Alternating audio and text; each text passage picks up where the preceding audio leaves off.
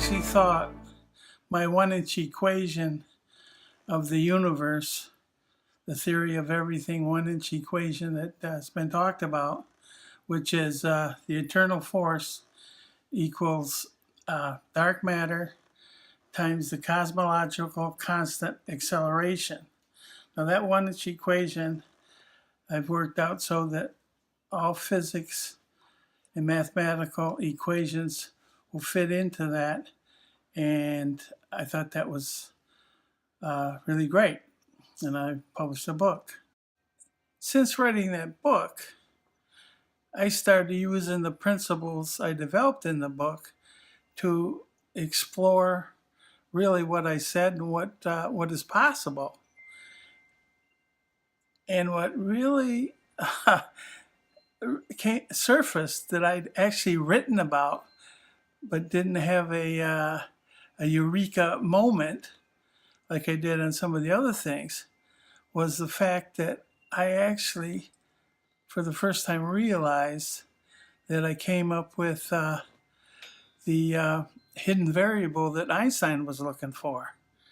And the hidden variable turns out to be the time channels in the space-time energy particles that I developed early on in my first book. And so I put out another book. I don't know if you can see it. Granulation of the Observable Universe. And in that, I explain how the double slit experiment can be reinterpreted as the way Bogie and Bohm imagined the double slit experiment, in that there's a particle and a pilot wave. Now, I developed that concept without even knowing that theory existed. But then as I was researching it, I realized that if you add my discovery of the time channel and you incorporate that in with the Bogie and Bohr's theory, you get a complete quantum mechanic theory that fits in nicely with Einstein's theory. Now, Einstein's general theory shows that the left-hand side of the equation is the geometric geometry of the universe, and the right-hand side of the experiment, which is denoted as T, is the mass and or energy motion. Now, the matter tells gravity to curve, and space-time tells matter to move. And that's documented in some of the videos you've already seen. However, now that I've introduced the space-time energy particle with its time channel, it turns out that matter asked space-time, matter tells space-time where it wants to go. And space-time shows matter how to go and if it can go at all in that exact spot. Now, when you put that together, that allows, number one, to have a complete quantum theory, and number two, it allows quantum theory and general relativity to mesh, which has never been done before. Now, the graviton, which is a two-spin closed ring in a special part of the space-time energy particle, which all fits. So gravity works, and the new reality that doesn't include, that explains spooky action, is has been resolved. So if this theory works out, Einstein can relax knowing that finally his work is completed. Now, what I do want to say is that I sent these books to different scientists, never to be heard from again. And I got a problem. I'm a lonely PhD retired food scientist that's published in other areas like rheology and carbohydrates. But can I get anybody to listen to me when I send out my work? I don't get a response. So what I'm going to ask you to do is make this thing go viral. I need as many people as I can to get the word out. And I also have an experiment that can prove or disprove my hypothesis. And that is, when we look at the speed of light, Einstein was always right. The speed of light is the speed limit for particles to travel through space-time. But remember the word space-time. How about particles traveling through time? Now, time is defined by Planck as broken down to Planck ticks. And there's 10 to the 43 Planck ticks in a second. Now that's an awful lot of ticks in 1 second. And the universe was created in less than a minute, maybe 10 seconds, maybe 10 ticks, Planck ticks. Anyways, well, let me back up a little bit. Space-time energy particles are made up of two tesseracic Calabi-Yau components. One is a cube, and the other is another cube, but it's inscribed on a 3-sphere. Now, the inscribed sphere changes places with the cube every Planck's tick. And every Planck's tick happens at the speed of light. And that's why nothing could go faster than the Planck's tick. However, we also know that space is perpendicular to time. And so time always moves forward. So this tesseracic rotation of the Calabi-Yaus happen every Planck's tick. However, remember what I said.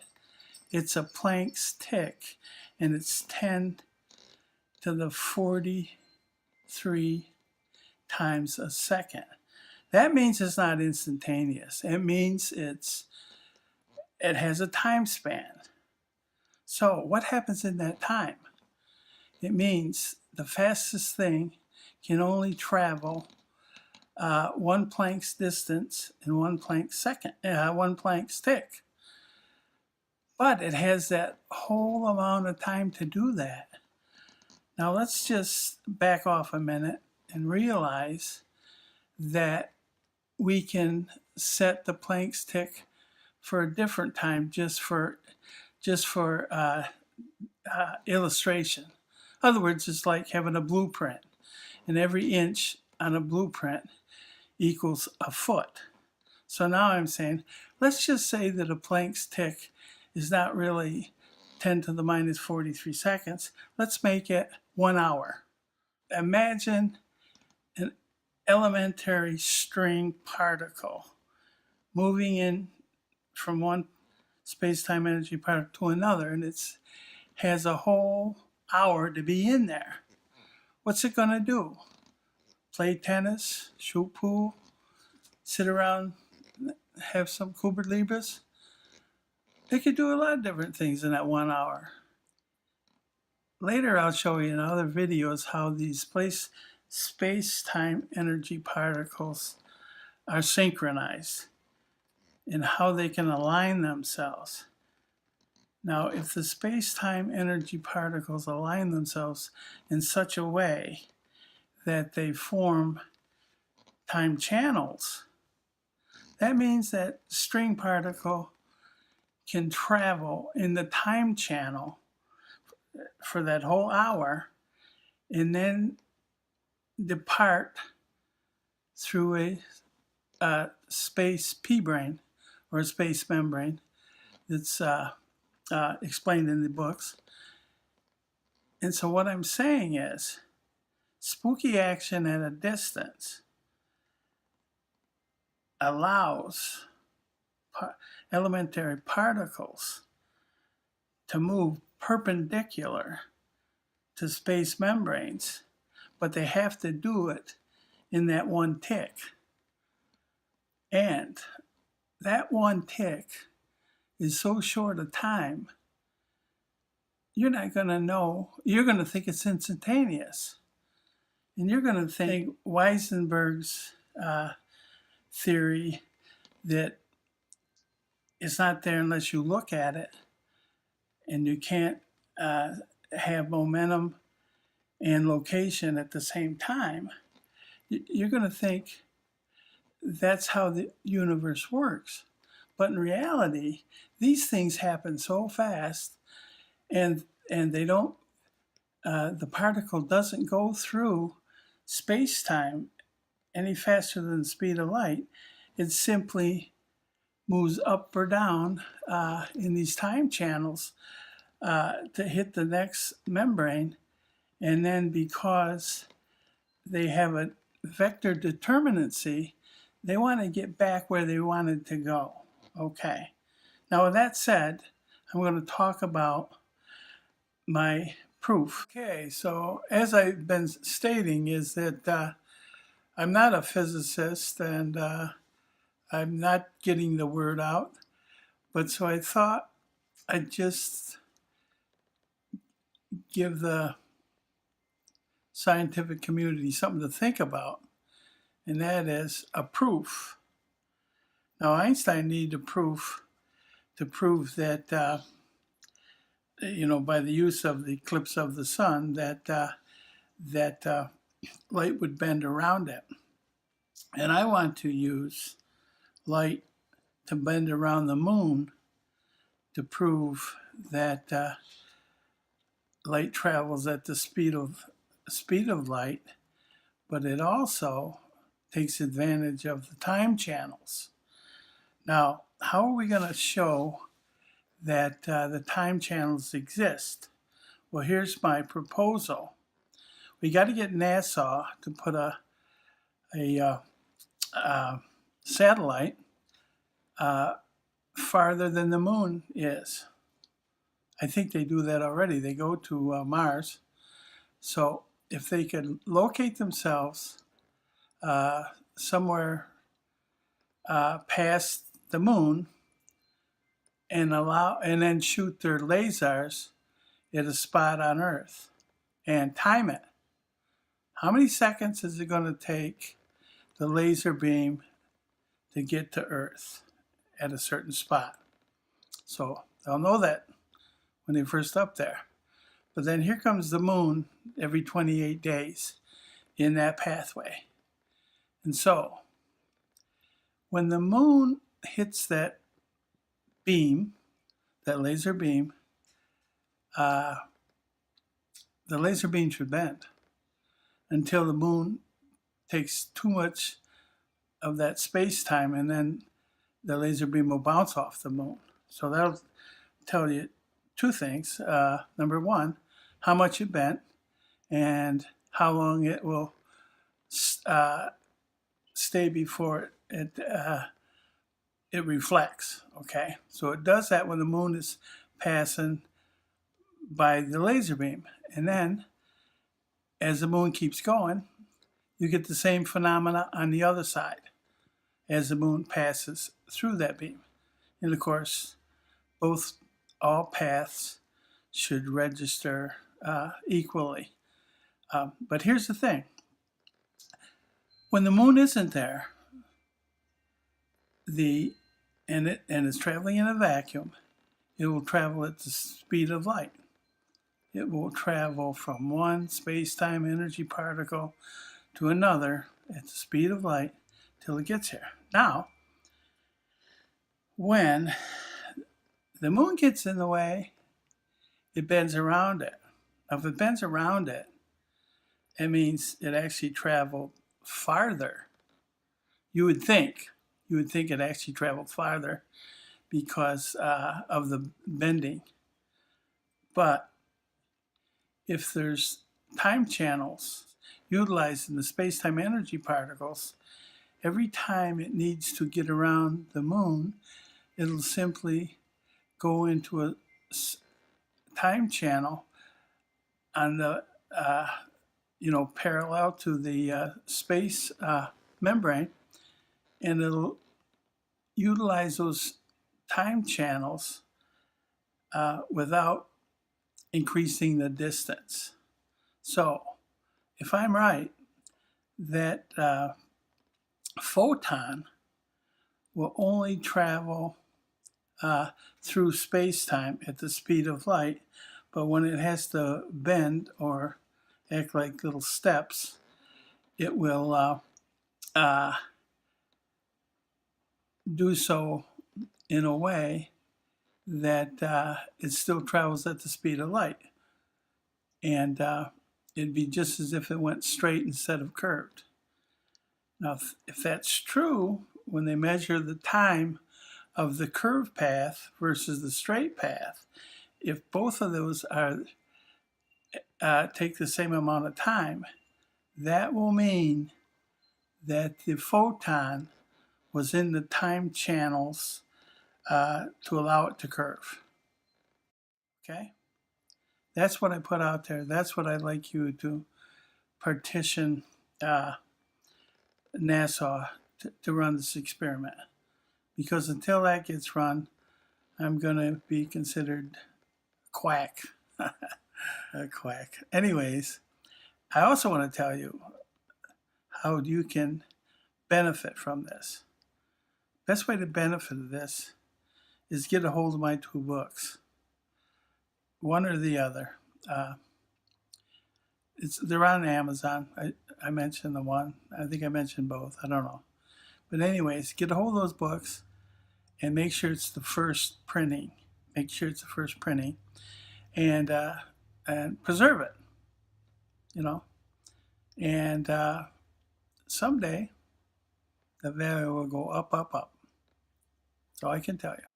Now, the 2 books that I'm talking about is the one that I held up before, which is my second book, which is the Granulation of the Observable Universe.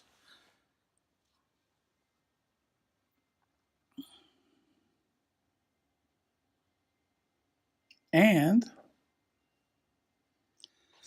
my other book, the one I wrote before that, with the 1-inch equation on the cover, is, can